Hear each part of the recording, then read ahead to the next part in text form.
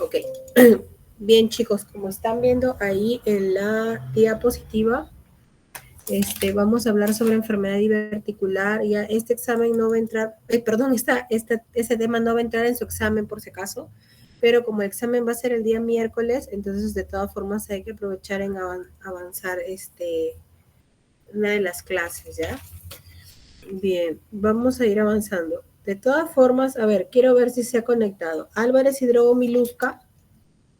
Presente, doctora. Buenas tardes. Ya, hola. ¿Quién más me anda faltando mis clases? Chuquisuta Cabanillas. Presente, doctora. Buenas tardes. Ah, ya, hola. A ver, ¿quién falta la vez anterior? Fernández 10. Fernández 10, Bracy. Poco. Ábalos, Olano, Xiomara. Tampoco está. A ver, el otro grupo. Campodónico, Villú, César. Presente, doctora. Buenas tardes. Hola. Coronel Alba, Eliana. Presente, doctora. Buenas tardes. Hola. A ver, ¿quién más anda por ahí? ¿Qué falta? Silva Mendoza, Angie. Buenas tardes, doctora, presente. Hola. Muro Montenegro, Alondra. Muro Montenegro, Alondra, Melisa. 3 clases no viene esta chica, ¿saben si se ha retirado del curso?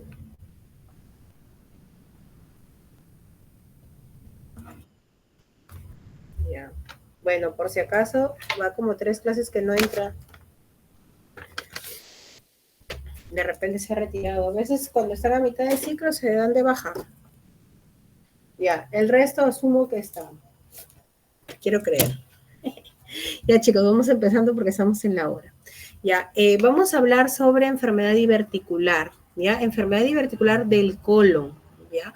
Como ustedes están viendo ahí en la diapositiva, ¿no? En realidad hay un esquema de la mitad del colon, ¿no? En donde tenemos parte del colon transverso, todo lo que es el colon izquierdo, que a su vez tiene 2 partes, que es el colon descendente y el sigmoides, ¿no? Si ustedes ven en la figura, esa parte del sigmoides hay un círculo, ¿no? Blanco que lo han extrapolado hacia otra parte haciéndole una figura más grande, en donde lo que podemos ver son unas invaginaciones o unas bolsas o sacos, ¿no? En la pared del colon, ¿ya? Y eso es en lo que consiste la enfermedad diverticular.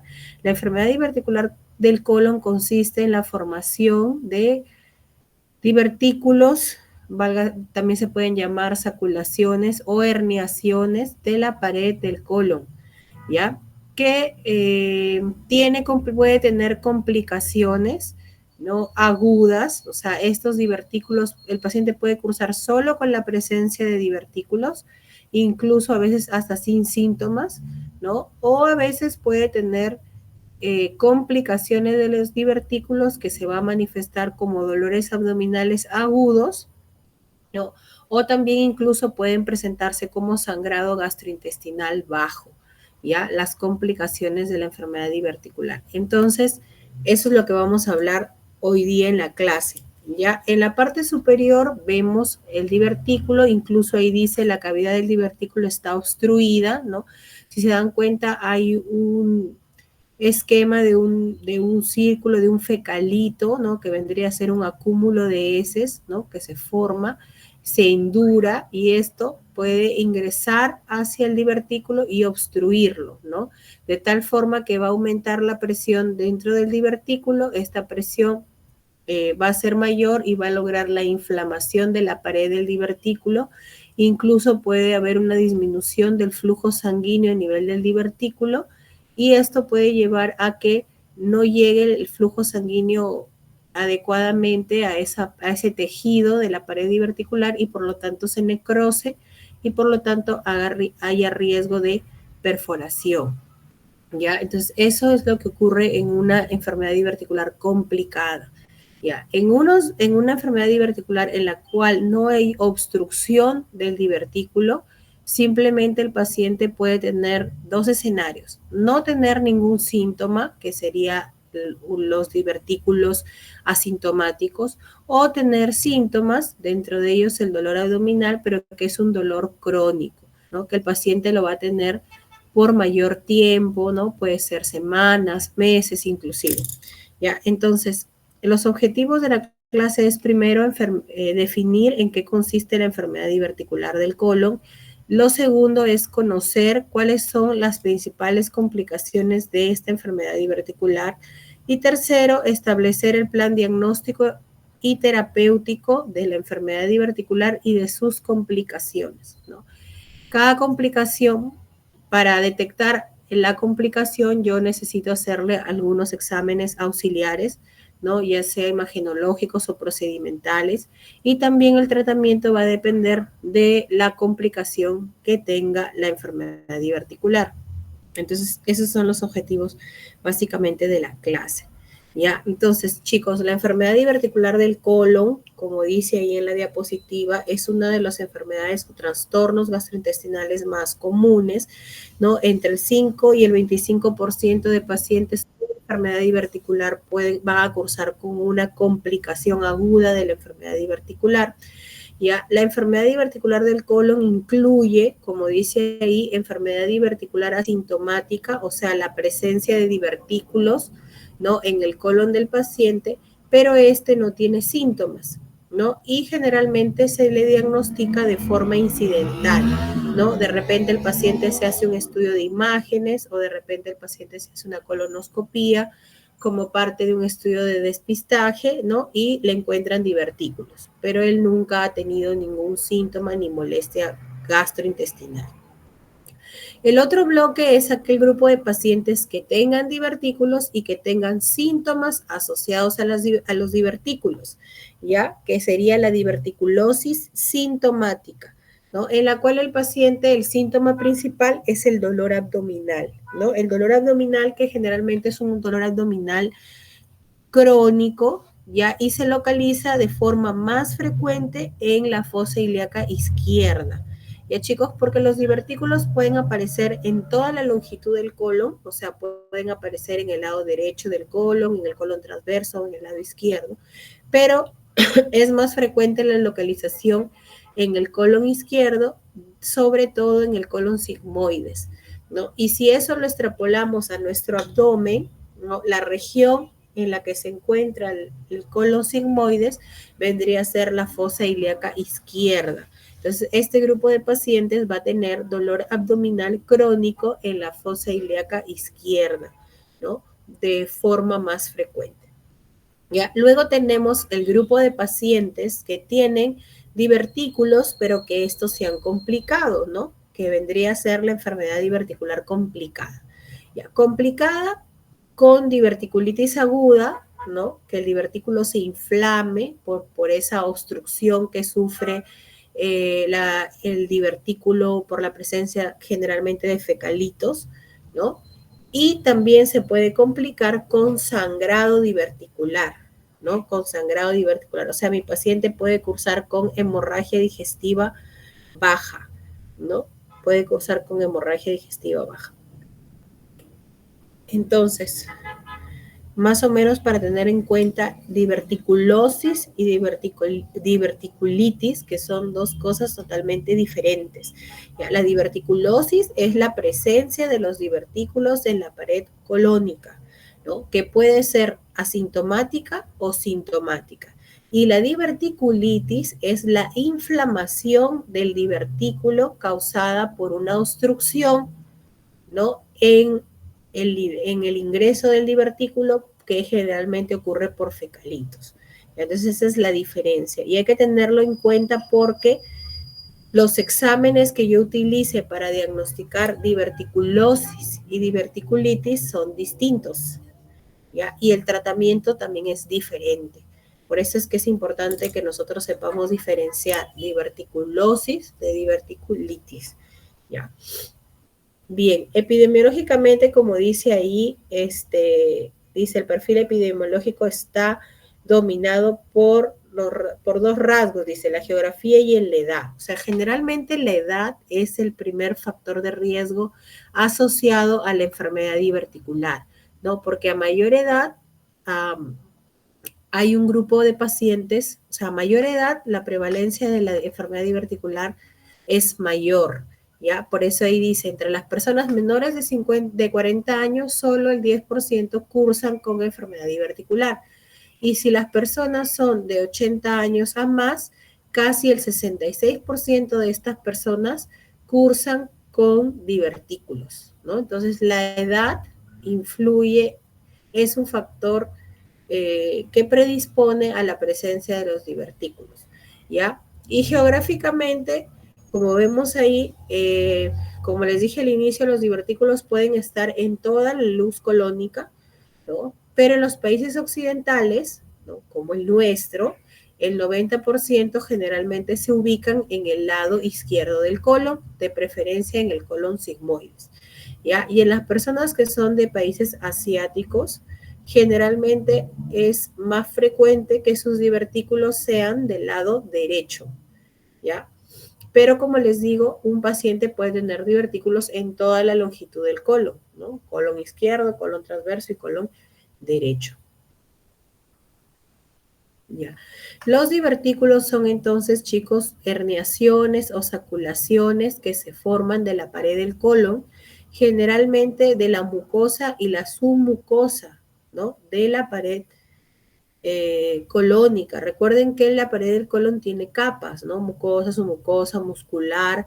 La muscular puede ser longitudinal, circular y serosa, ¿no? Entonces, los divertículos generalmente lo que se hernia o lo que protruye, ¿no?, son la parte de la mucosa y la submucosa, ¿no? A través de que, igual, a través de entre la mucosa y la submucosa pasan, pues, los vasos sanguíneos, ¿no? Y a veces al nivel del inicio de esos vasos sanguíneos es donde se pueden formar estas herniaciones o saculaciones. Como estos divertículos no son formados de toda la pared en colon como tal, o sea, solamente contienen mucosa y submucosa, se le pueden denominar pseudodivertículos, ¿ya?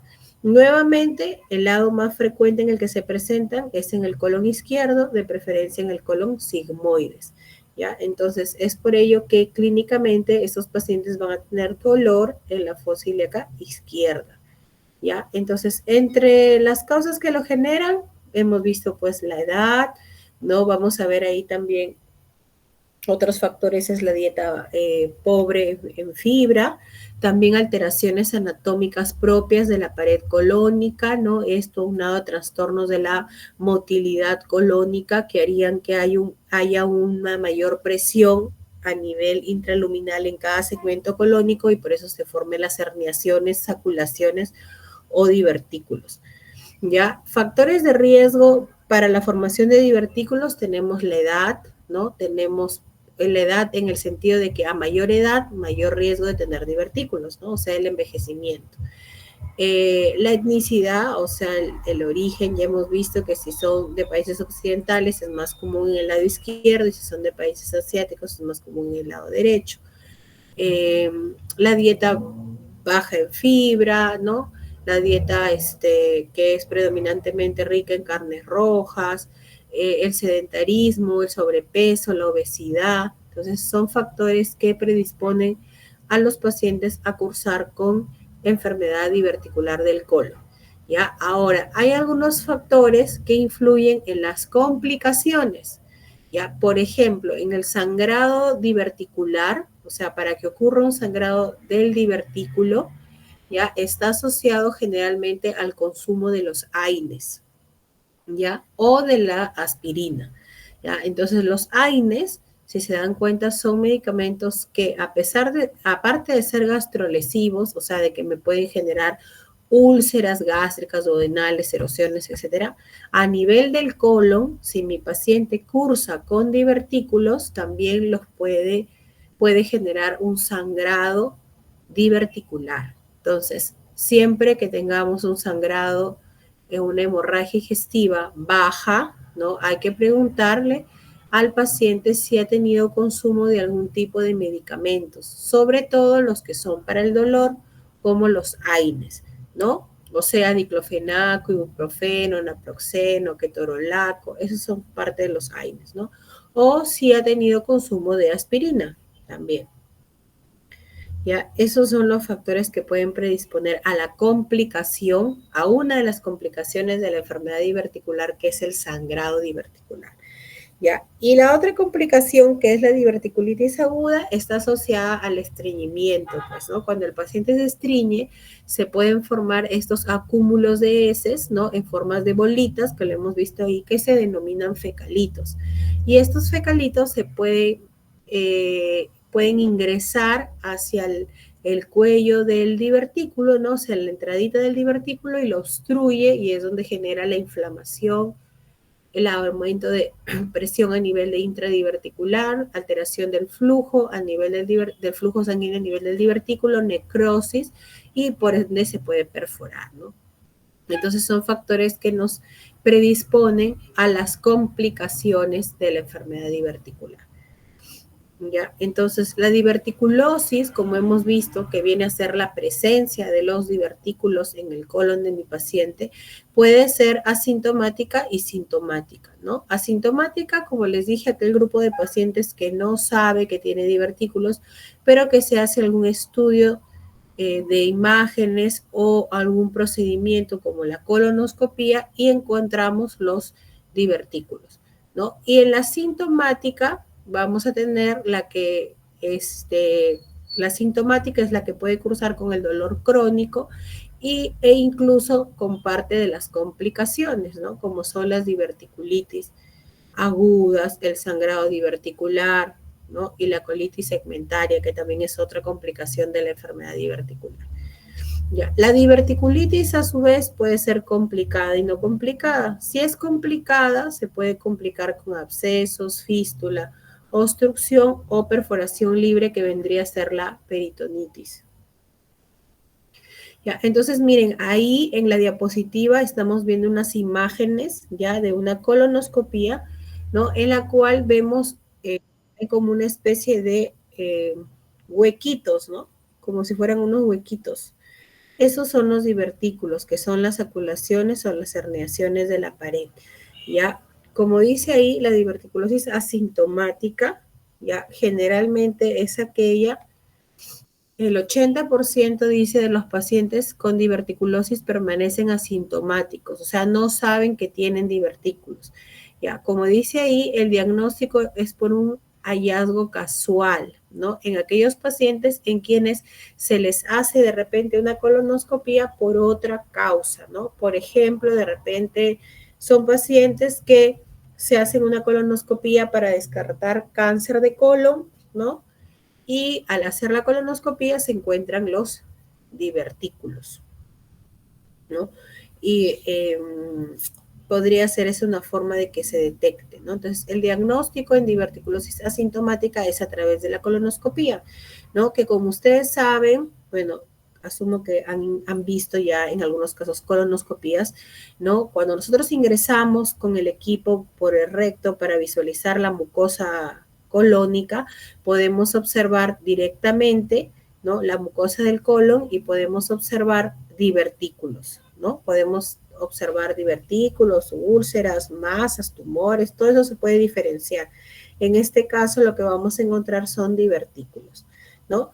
Y la característica es la presencia de estos en un grupo de pacientes que no tiene síntomas asociados a los divertículos y que el hallazgo fue incidental, ¿ya? Luego tenemos el grupo de pacientes que cursan con divertículos y que sí tienen síntomas, ¿no? Como les decía ahí, dolor en la fosa ilíaca izquierda, generalmente este dolor es crónico, el paciente puede cursar con estreñimiento, con diarrea, meteorismo, o sea, acúmulo de gases, ¿ya? Generalmente al examen físico no hay algún signo, pues, patognomónico. El paciente a veces cuando nosotros palpamos en la fosa ilíaca izquierda puede tener un pequeño dolor a la palpación generalmente profunda, ¿no? No hay signos de defensa o de rebote, o sea, de peritonitis, ¿ya? Y como les digo, el dolor es un dolor crónico, ¿ya? En caso de diverticulosis, el diagnóstico se hace con colonoscopía, ¿ya? Con colonoscopía. Hay pacientes en los cuales de repente no toleran la preparación. Si alguno de ustedes ya ha ingresado a ver colonoscopías, los pacientes que entran a colonoscopía se tienen que preparar ya con unos laxantes especiales para limpiar el colon, ¿no? Para que puedan eliminar las heces, ¿no? Y nosotros poder visualizar la mucosa colónica. Hay pacientes que a veces por algún motivo no pueden hacerse la colonoscopía, ¿no? De repente, idiosincráticamente no quieren pues que le ingresen un tubito por el recto, ¿verdad? No les gusta la preparación porque tienen que tomar como 4 litros del laxante, ¿no? Entonces, hay el grupo de pacientes que a veces le podemos hacer otro examen, ¿no?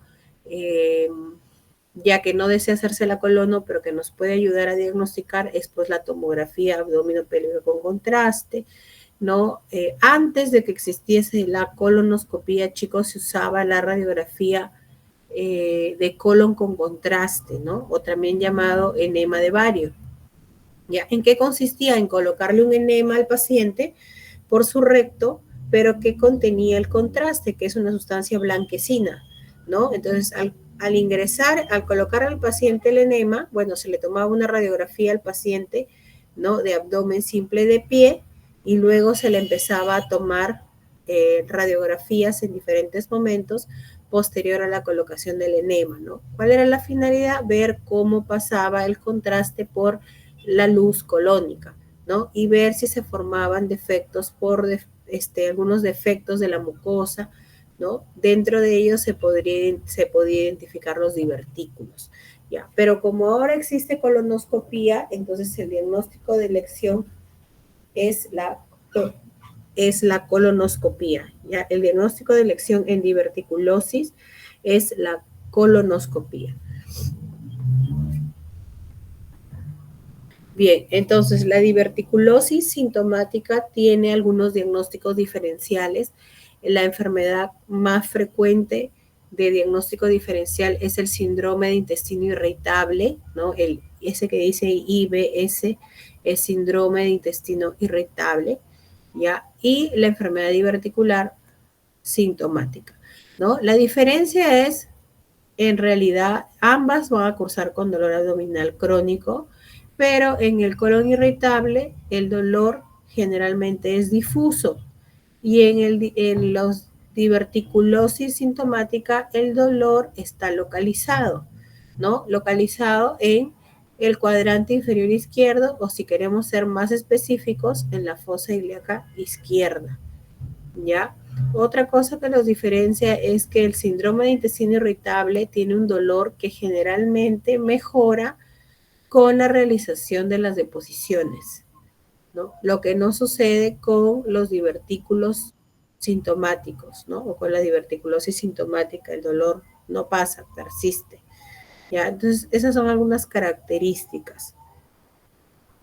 El tratamiento es lo ideal, primero, mejorar nuestro estilo de vida, ¿no? Si nosotros sabemos que el estreñimiento o la dieta baja en fibra o rica en carnes puede predisponer a la formación de fecalitos y que estos van a obstruir la luz del divertículo y generarle diverticulitis, entonces yo tendré que decirle a mi paciente, señor, debe consumir abundante fibra, ¿no?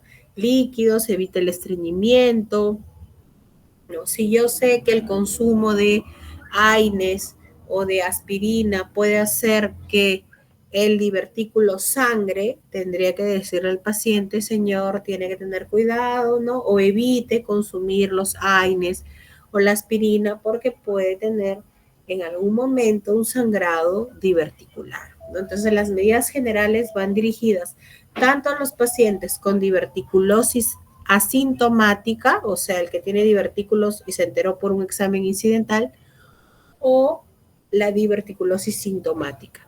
Y otra diferencia es que en la sintomática sí podemos utilizar algunos medicamentos, dentro de ellos la rifaximina, ¿ya? La rifaximina es un antibiótico que va a ir dirigido exclusivamente a la mucosa colónica para disminuir el sobrecrecimiento bacteriano, ¿no? Y eso mejora algunos síntomas de los divertículos como el acúmulo de gases y el dolor abdominal.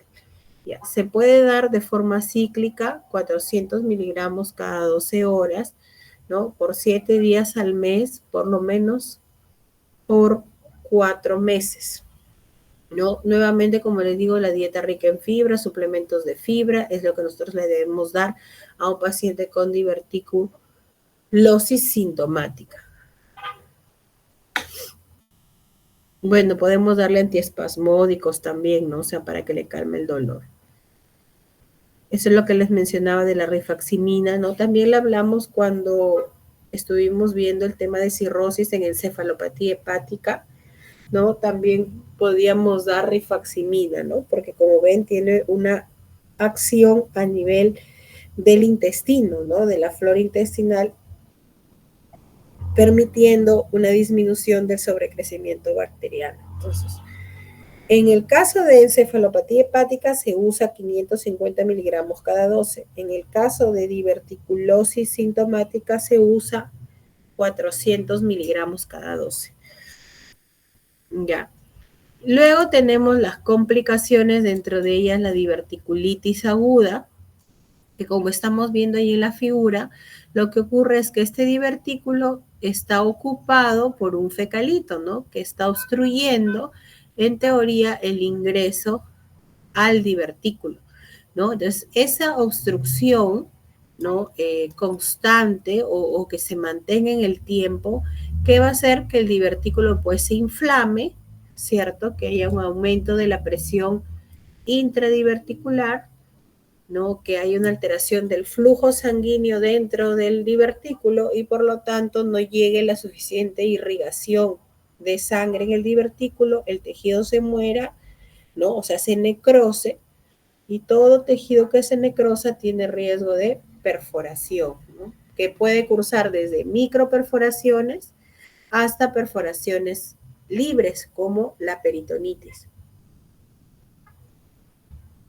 ¿Ya? Entonces, por eso ahí dice que la diverticulitis se define como la inflamación o la infección de un divertículo. ¿Ya? Se ha considerado la diverticulitis como la complicación más frecuente de la diverticulosis, ¿no? Y aparece en un 10 a 25% de los casos. Entonces, de las complicaciones de la enfermedad diverticular del colon, la diverticulitis aguda es la más frecuente. ¿Ya? Luego seguirá el sangrado diverticular y por último la colitis segmentaria. ¿Ya? Entonces eso es lo que hemos mencionado de lo que ocurre en la diverticulitis y las características clínicas que va a tener mi paciente son dolor abdominal en fosa ilíaca izquierda, ¿ya? Va a estar asociado a fiebre, náuseas, vómito, o sea, características de SIRS, de un síndrome de respuesta inflamatoria sistémica, ¿ya? El dolor es agudo, ¿ya? O sea, inicia de un momento a otro de forma súbita. Cuando yo le hago el examen físico puedo tener dolor a la palpación tanto superficial como profunda, puedo tener signos de defensa y rebote positivo si es que ya hay una peritonitis asociada a la diverticulitis, ¿no? Y también puedo de repente palpar, a la hora que hago la palpación, puedo palpar una masa, ¿no? En la fosa ilíaca izquierda, que lo que me puede estar orientando es que el paciente tiene una diverticulitis complicada con absceso, ¿no? Si le escucho los ruidos hidroaéreos suelen estar disminuidos y si hacemos un tacto rectal podemos tener dolor o incluso a veces se puede palpar las masas de los abscesos abdominales que también pueden ocurrir como consecuencia de una diverticulitis, ¿no? Y en los casos en que ya la infección se generaliza, puede haber hipotensión e incluso shock, ¿no? Shock séptico por diverticulitis aguda. Entonces, si se dan cuenta clínicamente, la clínica de la diverticulitis aguda es diferente que de la diverticulosis, ¿no? Porque si bien es cierto, en ambas hay dolor abdominal, en la diverticulosis el dolor abdominal es crónico, ¿no? No hay fiebre, no hay SIRS, no hay vómitos, lo que sí ocurre en la diverticulitis aguda. En la diverticulitis aguda, el dolor en fosa ilíaca izquierda es de inicio brusco, ¿ya? De inicio brusco y se asocia a otros síntomas, dentro de ellos náuseas, vómitos, puede haber fiebre, si hacemos un examen de sangre puede haber hasta leucocitosis, ¿no? Porque recuerden que el colon contiene pues heces, ¿no? Y las heces en los divertículos se pueden generar microperforaciones y puede salir el contenido, ¿no? Alrededor del divertículo y se puede complicar, ¿no? Con absceso o peritonitis generalizada. Entonces, en la diverticulitis aguda, el diagnóstico se hace con tomografía abdominopélvica con contraste. Ya, chicos, a diferencia de la diverticulosis, que es con colonoscopía.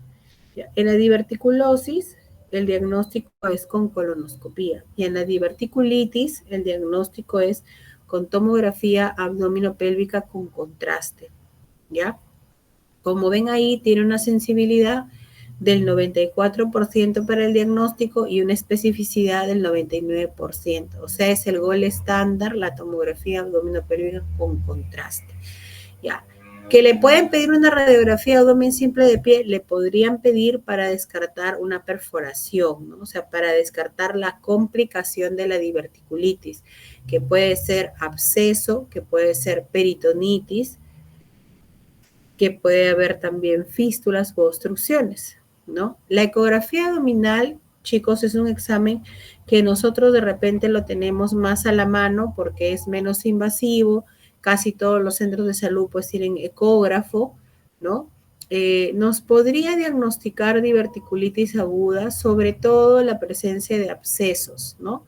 Entonces, si no tengo a la mano pues una tomografía abdominopélvica con contraste y solo tengo ecografía, le podría hacer la ecografía para que igual me dé una orientación, ¿ya? Pero el examen diagnóstico para diverticulitis aguda es la tomografía abdominopélvica con contraste, ¿ya? Otra cosa que está remarcado ahí en su cuadrito es de que en el caso de la diverticulitis aguda, la colonoscopía y la radiografía de colon con contraste están contraindicadas, ¿ya? En los cuadros de diverticulitis aguda, ¿ya? ¿Por qué? Porque recuerden, chicos, que en la diverticulitis aguda el divertículo pues está inflamado, ¿no? Hay una disminución, hemos dicho, del flujo sanguíneo a nivel del divertículo, ¿no? Está obstruido. Entonces, ¿qué pasa? Cuando yo hago una colonoscopía, nuevamente les digo, como algunos de ustedes ya deben haber visto, ¿no? Ingreso la manguerita por el recto y yo tengo que colocar aire, ¿no? Aire en el colon para que el colon se distienda y yo pueda mirar, ¿no? Pueda mirar la mucosa y pueda seguir progresando. Entonces, ¿qué sucede cuando yo tengo un paciente con diverticulitis aguda? Si yo tengo un paciente con diverticulitis aguda en la cual el divertículo está inflamado, está obstruido, ¿no? Y yo ingreso y coloco aire, ese aire puede predisponer o puede generar perforación del divertículo. Entonces, por eso en las diverticulitis aguda está contraindicado hacer colonoscopía. ¿Ya? De igual forma, la radiografía de colon con contraste o el enema varitado, ¿no? En el cual, como les dije, voy a colocar un contraste, ¿no? Como un enema, pero va a ser de contraste por el recto, y la fuerza con la que sale el enema, ¿no? Puede generar también microperforaciones a nivel del divertículo en los casos de diverticulitis aguda. ¿Ya? Es por eso que en este grupo de pacientes de diverticulitis aguda está contraindicado hacer colonoscopía y radiografía de colon. ¿Ya? Se podría hacer una colonoscopía ya pasado el cuadro agudo, o sea, entre la cuarta a la octava semana se podría hacer una colonoscopia, pero no en el momento en que yo quiero diagnosticar. Si yo quiero sospecho de diverticulitis aguda y quiero confirmar, tengo que hacer una tomografía abdominopélvica con contraste. Chicos, hasta ahí estamos bien, ¿no? Sí, sí. Ya, ok. Bien, entonces tenemos una clasificación que es la clasificación de Hinchey, que es una clasificación tomográfica. ¿Ya? Entonces, cuando yo hago la tomografía abdominopélvica con contraste para diagnosticar diverticulitis, me tienen que informar si solamente hay inflamación del divertículo, si hay inflamación alrededor del divertículo, si se formaron abscesos, el tamaño del absceso que se formó, si es un absceso localizado alrededor del divertículo o si es un absceso que está más alejado, ¿no? Y también si hay peritonitis, ¿ya? ¿Y por qué es importante eso? Porque de acuerdo al hallazgo que me dé esta clasificación de Hinchey, yo puedo decir que el paciente tiene Hinchey 1A, 1B, 2, 3, 4, y también puedo dar tratamiento, o sea, puedo enfocar mejor mi tratamiento, ¿no? Si por decir, nos dijesen que nuestro paciente tiene un Hinchey de 4, que viene a ser peritonitis generalizada, o sea, el paciente ha hecho una peritonitis porque el divertículo se rompió, se perforó y todo el contenido del colon sale hacia cavidad, que en teoría es una cavidad estéril, ¿no? El tratamiento para las peritonitis, o sea, para los Hinchey 3 y 4, el tratamiento es quirúrgico. O sea, tendrían que operar, porque recuerden que en la peritonitis que ha ocurrido, el divertículo se ha roto, no se ha perforado y el contenido colónico ha salido hacia la cavidad abdominal. Entonces el cirujano tiene que pues entrar, hacer una laparoscopia exploratoria, ¿no? Lavar, porque el abdomen se ha llenado de heces, prácticamente la cavidad abdominal, y pueden cortar la zona del divertículo que está afectada, ¿no?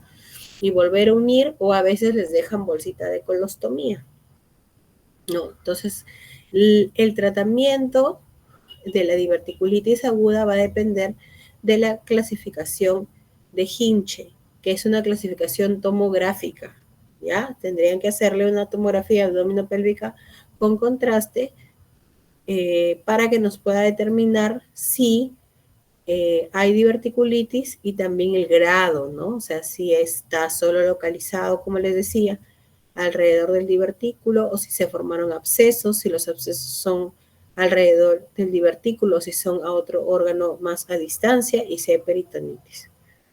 ¿Ya? Entonces, en la diverticulitis aguda, como dice ahí, generalmente, dependiendo del Hinchey, nosotros vamos a darle el tratamiento. ¿Ya?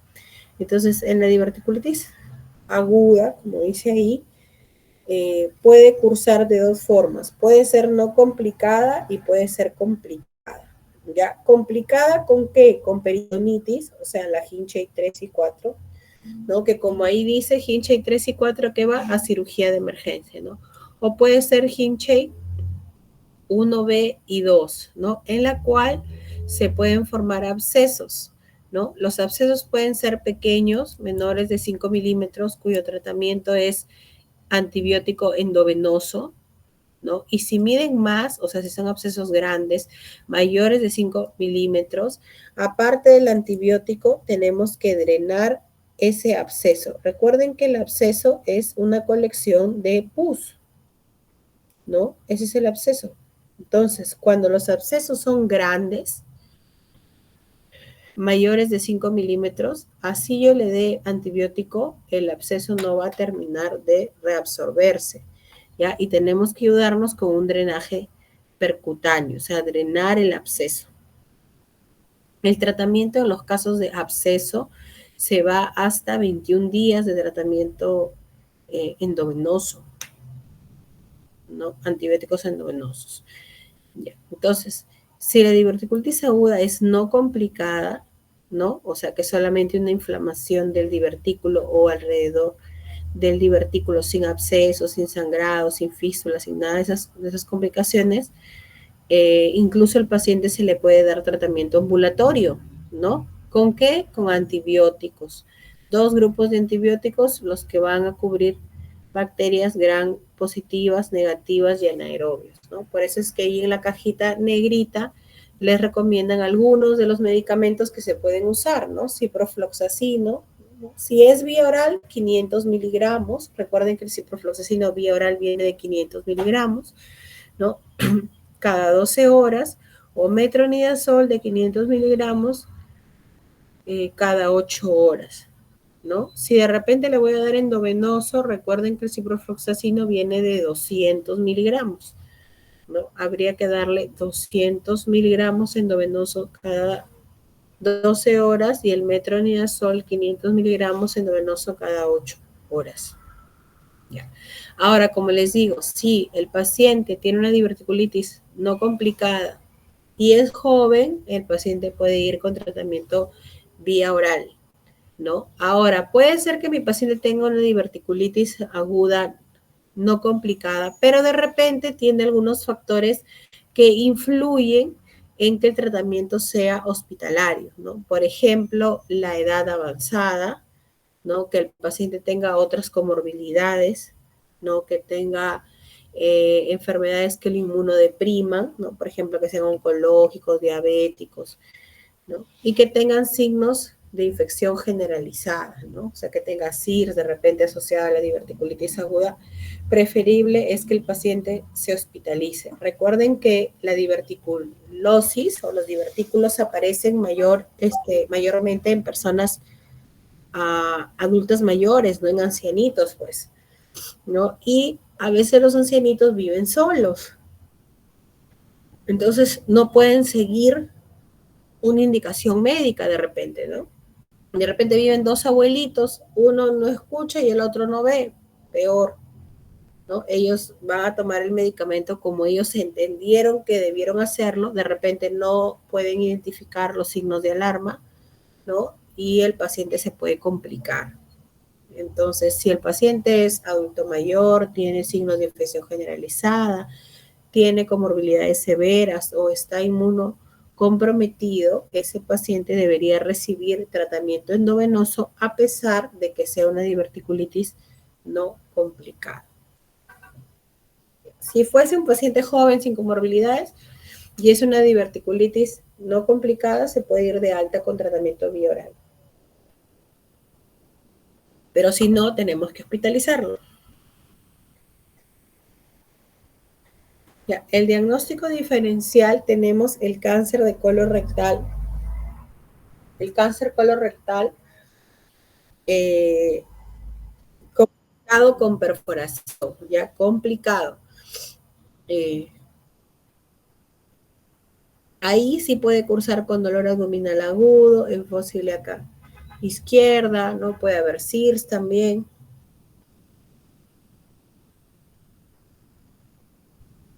Ya. También puede ser la apendicitis aguda en el inicio, ¿no? En el inicio y sobre todo si los divertículos se localizan en el lado derecho, ¿no? De lo contrario, recuerden que la apendicitis aguda nos da el dolor en fosa ilíaca derecha y la diverticulitis nos da en el lado izquierdo, ¿no? Salvo que la paciente tenga divertículos en el lado derecho, pues podría ser ahí el diagnóstico diferencial. Otro son las enfermedades inflamatorias intestinales. Ya dentro de ellas tenemos a la enfermedad de Crohn y la colitis ulcerativa, que pueden cursar con dolor abdominal, pero que además tienen diarreas sanguinolentas. ¿Ya? Esa es la forma de diferenciar. Las colitis infecciosas son las gastroenterocolitis, ¿no? Las infecciones que nos puede dar diarrea por la ingesta de algún alimento que haya estado en mal estado, ¿no? Si la paciente es mujer, absceso tubovárico, quiste ovárico torcido, embarazo ectópico roto, ¿no? Pueden ser algunos diagnósticos diferenciales de diverticulitis aguda. Y también las nefrolitiasis, o sea, los cólicos renales, ¿no? Los procesos infecciosos también urinarios pueden confundirse o pueden ser considerados diagnóstico diferencial en el caso de diverticulitis aguda. Ya, entonces, otra de las complicaciones de la enfermedad diverticular es la hemorragia diverticular, o sea, el sangrado diverticular, ¿no? Tendría a ser la hemorragia digestiva baja, ¿no? Manifestarse como una hemorragia digestiva baja, tipo hematoquesia, ¿no? El paciente cursa con deposiciones, bueno, no tanto deposiciones, sino cursa con heces con sangrado, perdón, rojo vinoso con coágulos. ¿Ya? Entonces la hematoquesia tiene esas características del sangrado, rojo vinoso con coágulos. ¿Ya? Que es diferente del rojo vivo o rojo rutilante, que es la rectorragia. ¿Ya? Cuando yo tengo una complicación del divertículo tipo sangrado digestivo bajo, él se va a manifestar clínicamente con sangrado rojo vinoso por el recto, ¿ya? Y no está asociado a dolor abdominal, ¿ya? Generalmente se autolimita este sangrado. Como dice ahí, entre el 3 al 15% de pacientes con diverticulosis presentarán hemorragia diverticular en algún momento de su vida, ¿ya? Para el diagnóstico de enfermedad diverticular utilizamos colonoscopía, ¿ya? Lo ideal sería que se realice en las primeras 24 horas, ¿no? En la que se produce el sangrado, ¿no? Y bueno, lo ideal siempre para los procedimientos es que el paciente esté estable, ¿no? Hemodinámicamente y también tenga una preparación intestinal adecuada, ¿no? En este caso nosotros lo preparamos con unos sobres especiales que contienen polietilenglicol, ¿ya? Y cada sobre se diluye en 1 litro de agua hervida fría y la paciente lo tiene que tomar el día previo a la fecha en que se realice la colonoscopia, ¿no? ¿Con qué finalidad? Con la finalidad de que el colon esté limpio y esté libre de heces. Cuando yo ingrese con el colono pueda visualizar directamente la mucosa colónica. ¿Ya? Bien, como hemos visto ahí, factores asociados a sangrado diverticular en la cajita negra de la parte inferior son los AINES, ¿no? El ácido acetilsalicílico, que es la aspirina, ¿ya? Entonces, dentro de los AINES, como les decía, está pues el ibuprofeno, naproxeno, ketorolaco, ¿no? Y recuerden que como los divertículos ocurren con mayor frecuencia en pacientes adultas mayores, generalmente estas pacientes sufren también con artrosis, artritis, ¿no? Tienen otras enfermedades de fondo y a veces son consumidoras habituales de AINES, ¿no? Eso también puede influir en el sangrado del divertículo, ¿ya? Lo bueno es que los divertículos no degeneran a cáncer, por si acaso. Lo otro que tiene de ventaja el sangrado por divertículos es de que se autolimita, o sea, generalmente pasa solo. Nosotros solo tenemos que darle el soporte, ¿no? Si de repente hizo anemia, transfundirle sangre para mejorar, ¿no? Corregir la hemoglobina, etcétera. Como vemos ahí, el diagnóstico va a ser la colonoscopía. Ya la colonoscopía, al igual que la endoscopía, chicos, es un estudio que nos permite hacer diagnóstico y tratamiento, ¿no? En este caso, en donde vemos ahí la diapositiva, estamos observando la presencia de divertículos, pero con sangrado, ¿no? Entonces, se puede optar, si yo estoy haciendo la colono y encuentro un divertículo que está sangrando, puedo colocarle clips, ¿no? Que son esas otras imágenes que están en la figurita B y en la figurita C, ¿no? Se colocan clips como para cerrar ese huequito del divertículo y parar el sangrado. Ya, bueno, eso se podría utilizar si localizamos exactamente cuál es el divertículo que está sangrando, ¿no? Porque a veces realmente están sangrando todos o encontramos lleno de sangre con coágulos y no podríamos diferenciar, ¿no? De todas formas nos permite determinar a qué nivel se encuentran los divertículos, ¿no? Está solo en colon izquierdo, está también en colon descendente, o sea, está solo en colon sigmoides, perdón, también es en descendente, transverso, o si de repente tienen todo el colon, pero vino solo porque sangra el lado izquierdo, ¿no? ¿Y por qué es importante, chicos? Porque hay casos en los cuales el 80%, como les dije, se autolimita, pero hay un 20% que no se autolimita, ¿no? Entonces, a veces es necesario que ingrese a cirugía y el cirujano siempre nos pide la localización, ¿ya? Entonces, Lo que dice ahí es que cuando existe un sangrado activo, ¿no? En la cual yo no puedo localizar el punto del sangrado, ¿no? En la colonoscopía, o de repente no se puede preparar el paciente con los laxantes, ¿no? Por inestabilidad hemodinámica, etcétera. Se puede utilizar un estudio que se llama gammagrafía con eritrocitos marcados o una angiografía, ¿no? Para detectar el origen del sangrado. ¿Ya? Esto generalmente en casos en los que el paciente no se pueda realizar la colonoscopía o esté inestable hemodinámicamente, ¿no? Y no podamos pasarlo al procedimiento. ¿Ya? El tratamiento para la hemorragia diverticular, cerca del 80% de los casos el sangrado se autolimita, ¿no? O sea, pasa solo. ¿Ya? Por lo tanto, el manejo es conservador, o sea, lo vamos a observar al paciente, ¿no? Si está con sangrado activo, lo dejaremos todavía sin comer, su hidratación, ¿no? Si está con anemia, habrá que transfundirle pues sangre, paquetes globulares en este caso, ¿no?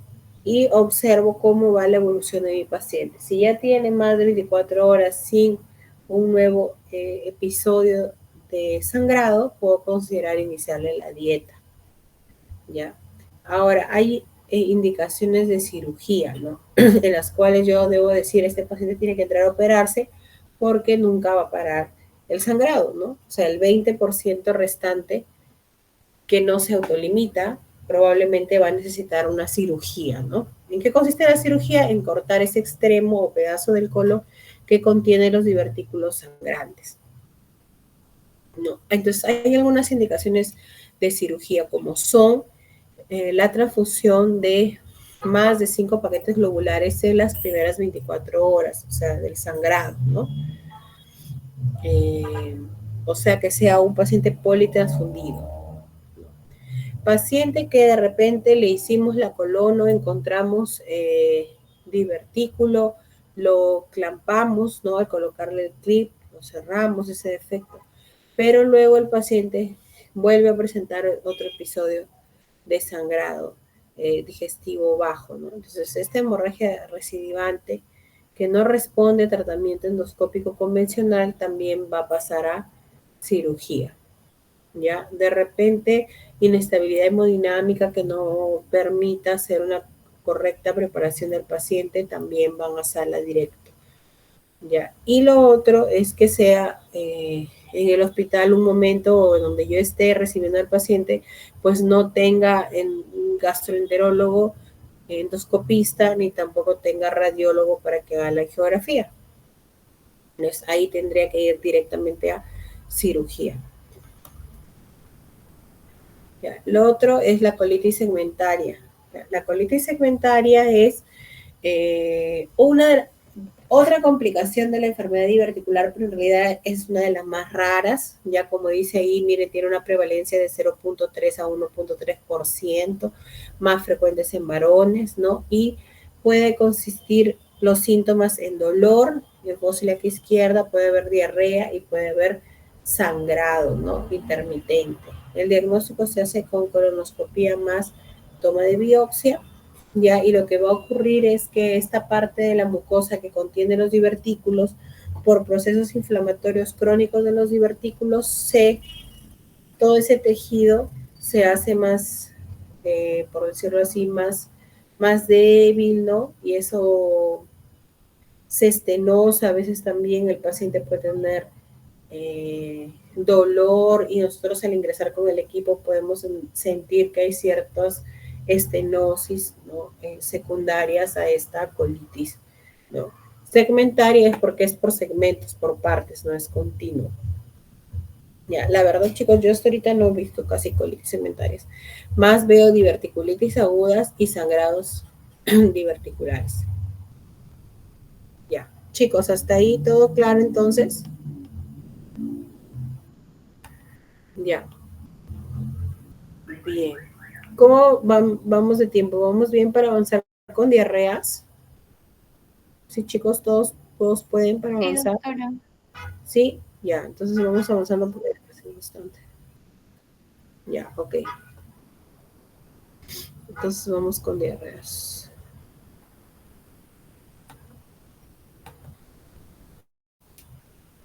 Ya. Denme un ratito.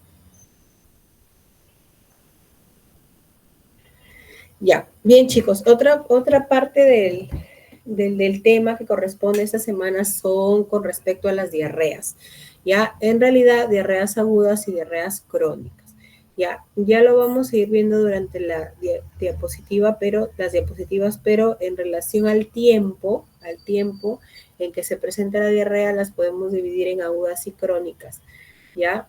Y de acuerdo a eso, vamos a ver qué tipo de situaciones nos podrían generar estas diarreas y qué exámenes auxiliares tendríamos que pedirle a un paciente que tiene diarrea, ya sea aguda o crónica. ¿Ya? Como dice ahí, la diarrea aguda es pues la emisión de heces, ¿no? De consistencia líquida, ya que puede ser causada por inflamación o disfunción del intestino, que puede ser causada a su vez por microorganismos o toxinas, ¿no? O sea, puede ser generado por gérmenes, ¿no? Que pueden ir desde bacterias, virus y parásitos también, ¿no? Que generalmente se pueden acompañar con sangre o con moco. Puede haber asociado también fiebre, vómitos y dolor abdominal, cuya duración es menor a 4 semanas. Entonces, el punto de corte para denominar aguda y crónica son 4 semanas. Si la diarrea pasa las 4 semanas, la consideramos diarrea crónica. Y si es menor, diarrea aguda. Ya. Para el diagnóstico, chicos, hay que tener en cuenta siempre la anamnesis, contactos epidemiológicos, o sea, si hay alguna otra persona de su familia que esté con diarrea, ¿no? El lugar o la actividad laboral que realiza el paciente, ¿no? Preguntarle si él viaja o ha viajado a alguna zona endémica, ¿no? Qué viajes recientes ha tenido, si está hospitalizado, si consume algún tipo de medicamentos, ¿no? Sobre todo los antibióticos que nos pueden alterar la flora intestinal y el paciente puede cursar con diarreas. ¿No? Si sospechamos de que es una intoxicación alimentaria o algo agudo, pues preguntaremos si ha habido alguna ingesta de algún alimento, ¿no? De dudosa, pues, procedencia, ¿no? Y que haya sido, pues, el detonante para el cual el paciente esté ahora con diarrea, ¿ya? De acuerdo al tipo de diarrea, el paciente puede cursar con fiebre, ¿no? Generalmente de 38,5 para arriba, ¿no? Podemos encontrarle también al examen físico signos de deshidratación, ¿no? Las mucosas orales secas, los ojos hundidos, ¿no? Puede haber también una alteración a nivel del llenado capilar, ¿no? Que nos muestra que hay grado de deshidratación. ¿Qué más? Alteraciones de la presión también, ¿no? A nivel abdominal, ruidos hidroaéreos incrementados, ¿no?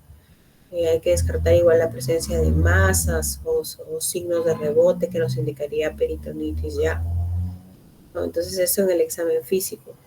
A nivel de laboratorio podemos pedir un hemograma completo para valorar si hay leucocitosis, ¿no? Para valorar también, recuerden que en el hemograma completo, aparte de ver los leucocitos, también vemos la fórmula leucocitaria, ¿no? En la cual vamos a ver, pues, linfocitos, eosinófilos, ¿no? Si encontramos eosinofilia, entonces podemos sospechar en un proceso parasitario, ¿no?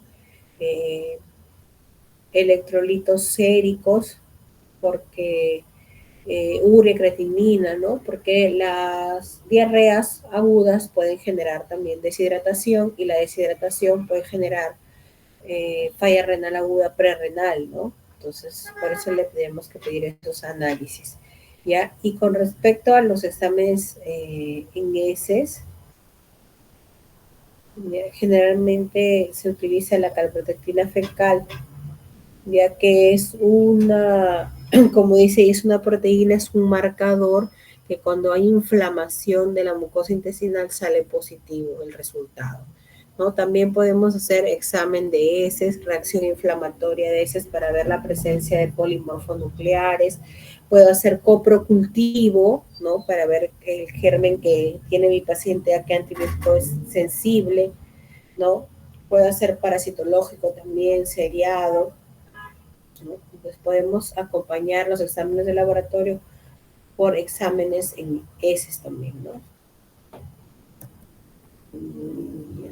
Como dice ahí, la mayoría de los casos de diarreas agudas son leves y se relaciona con procesos infecciosos u otro proceso autolimitados, ¿no? Puede ser la ingesta de algún fármaco, como les digo, que altere la flora intestinal y que por eso el paciente curse con diarrea.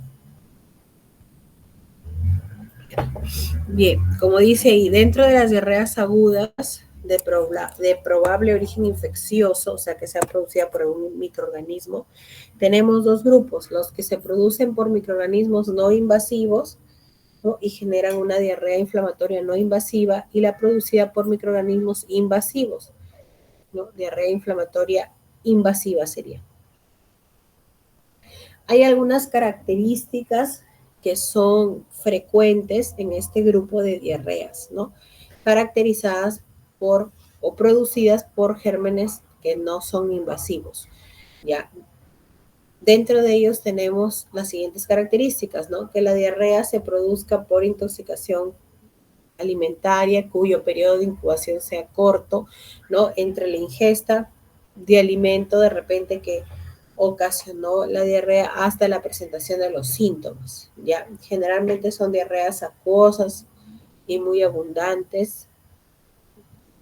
Normalmente no hay fiebre, ¿no? En niños, si es viral, sí puede haber fiebre, pero en adultos no es tan frecuente. Y la reacción inflamatoria en heces es negativa, ¿no? Y el tratamiento va a ir dirigido a la hidratación. Ya. Los gérmenes más frecuentes que nos pueden generar esta diarrea no invasiva tenemos el Staphylococcus aureus, Bacillus cereus, E. coli enterotoxigénica, enteropatógena, Vibrio, cólera, rotavirus y adenovirus, Giardia lambda, ¿no? Cryptosporidium en pacientes inmunodeprimidos, sobre todo en pacientes que son VIH positivo. Ya. También tenemos aquella diarrea inflamatoria que se produce por microorganismos invasivos, ¿no? Estos, a diferencia de los anteriores, sí cursan con fiebre. El paciente sí puede presentar heces con moco con sangre. El periodo de incubación es largo, ya. A pesar de que pueden presentar sangre y moco, no son tan abundantes las diarreas, ¿ya? Y se pueden complicar con sepsis, o sea, infecciones generalizadas, con síndromes hemolíticos urémicos, con megacolon tóxico, etc.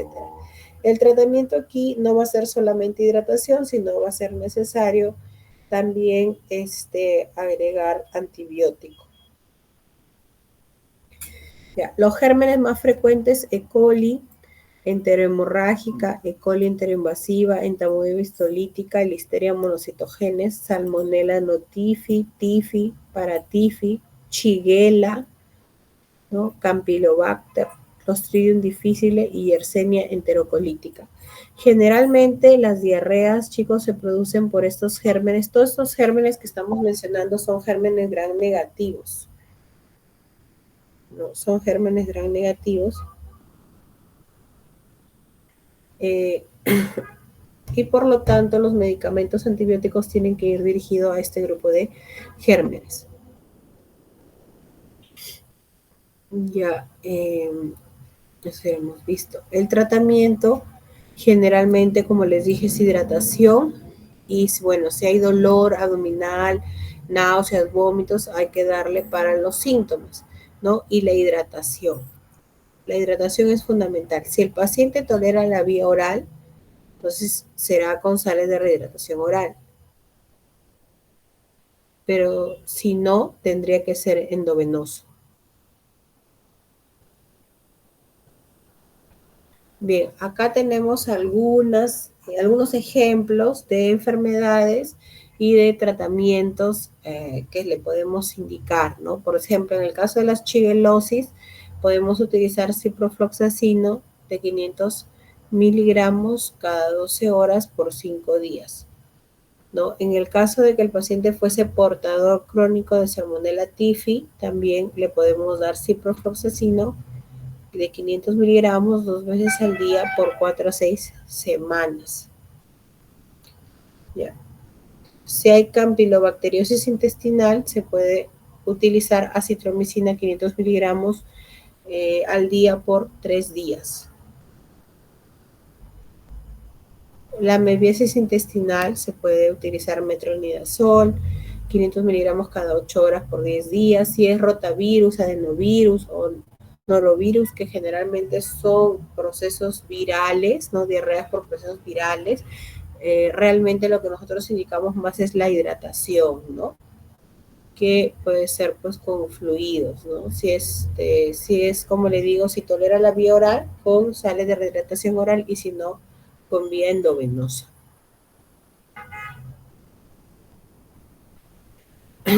Por ejemplo, en el caso de las yardiasis, que es un parásito, ¿no? Podemos dar tinidazol 2 gramos vía oral, dosis única, o metronidazol 250 miligramos cada 8 horas por 5 a 7 días. Y así tenemos ciclosporiasis o citoisospora. Generalmente estos gérmenes se encuentran en pacientes inmunodeprimidos, dentro de ellos los pacientes código blanco o VIH, ¿no?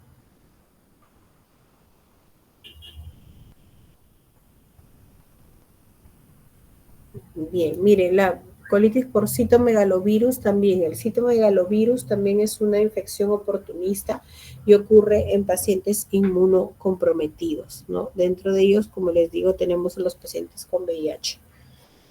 El blastocitis hominis es un germen que prácticamente convive con nosotros, no tiene, por eso ahí dice patogenicidad en duda, o sea, en teoría no nos generaría enfermedad, ¿no? Y hay algunas personas, unos colegas, algunos que sí les dan tratamiento cuando sale blastocitis hominis, ¿no? En realidad, si es que es mucha las diarreas y ya le hemos estudiado todo y lo único que salió positivo fue blastocitis hominis, bueno, pues habrá que darle tratamiento, pero de forma habitual no, porque es un germen frecuente. Ya, eso es con respecto a las diarreas agudas. Con respecto a las diarreas crónicas, entonces es aquella diarrea que consiste en un cuadro de más de 4 semanas, ¿no? De duración, de disminución de la consistencia de las heces, ¿no? De posiciones que causan urgencia o malestar abdominal, o aumento de frecuencia en las heces, ¿no? Como les decía, el tiempo, ¿no? Para hablar de diarrea aguda y crónica es el tiempo de duración de la diarrea, ¿no? Entonces también se le puede denominar diarrea crónica aquella de más de 3 deposiciones al día, líquidas o blandas, con un volumen de heces superior a 200 gramos al día. Con respecto a la diarrea crónica, tenemos una clasificación según su causa, o sea, si yo sé cuál es el origen de por qué tengo diarrea, ¿no? Entonces puede ser orgánica o funcional, ¿no? Orgánica si encuentro alguna circunstancia que me precipite diarreas, y funcional, aquí en este grupo está el famoso pues colon irritable, ¿no? En la causa funcional. Es decir, que no encuentren ninguna causa orgánica que justifique la diarrea. ¿Ya? Y según los mecanismos fisiopatológicos, puede ser osmótica, secretora, exudativa o con motilidad intestinal alterada. ¿Ya? Bien, cuando yo tengo diarrea crónica y tengo algunos síntomas o signos asociados a mi paciente, ¿no? Estos me pueden orientar que la causa de mi diarrea es causa orgánica. Por ejemplo, que haya sangrado en las heces, ¿no? Que aparezca fiebre, que haya una pérdida de peso, ¿no? Un síndrome consultivo, ¿no? Que las molestias aparezcan a partir de los 50 años, ¿no? Que haya historia familiar de cáncer o pólipos colorectales que se produzca en la noche, ¿no? Que persista después del ayuno. También si ya le hacemos algunos análisis, el paciente cursa con anemia, hipoproteinemia, hipoluminemia, ¿no? También eso influye para que yo pueda sospechar que la diarrea en mi paciente es de causa orgánica. Bien. Entonces, acá tenemos dos grupos. La diarrea funcional es aquella en la cual nosotros no encontramos la causa orgánica de la diarrea. O sea, le hemos hecho coprocultivo, coprofuncional, todo sale normal, ¿no? O sea, como si fuese un diagnóstico de exclusión. Ya. Generalmente debe haber una persistencia de los síntomas durante al menos los 3 últimos meses, ¿no? En la cual tenemos heces sueltas o acuosas en más del 25% de las deposiciones, sin que haya otros síntomas asociados como dolor abdominal, ¿no? Generalmente este criterio se debe cumplir los últimos 3 meses continuos para hablar de diarrea funcional. Luego, como vimos ahí, según su fisiopatología, puede ser diarrea motora, en la cual hay una disminución del peristaltismo. Esto favorece el sobrecrecimiento bacteriano, puede generar acúmulo de gases, dolor y más episodios de diarrea. Generalmente las características es que son de volumen moderado, ¿no? Que no tiene relación con la ingesta de los alimentos y que tampoco se produce alteraciones hidroelectrolíticas, ¿no? Las causas más frecuentes de diarrea motora tenemos el síndrome de intestino irritable, el carcinoma medular de la tiroides, la diarrea postvagotomía, colecistectomías, gastrectomías, o sea, postgastrectomías, el hipertiroidismo, la resección ileal y el síndrome carcinoide son algunas de las enfermedades que pueden cursar con diarrea de tipo diarrea motora. La osmótica es aquella que generalmente se produce por el uso de los laxantes, ¿ya?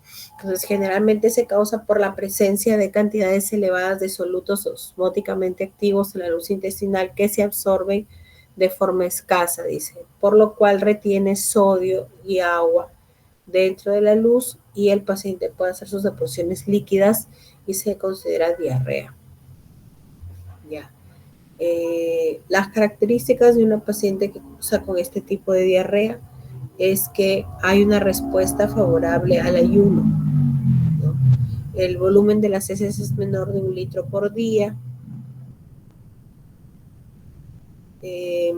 La osmolaridad de las heces es mayor del doble de la suma de los iones sodio y potasio, ¿no? Las causas, uso de laxantes. Los usos de laxantes es la causa más frecuente de diarreas osmóticas. Dentro de los laxantes tenemos la lactulosa o el sorbitol.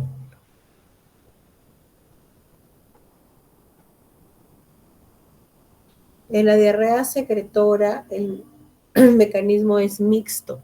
Ya son heces acuosas, abundantes o voluminosas que no mejoran con el ayuno. Su osmolaridad es similar a la del plasma, puede haber deshidratación. Dentro de las causas, infecciones por bacterias enterotoxigénica, E. coli, enterotoxigénica, Clostridium perfringens, Staphylococcus aureus, Bacillus cereus, infecciones crónicas por micobacterias, hongos, parásitos, resección intestinal. Entonces, generalmente estas enfermedades son causa de diarrea secretora.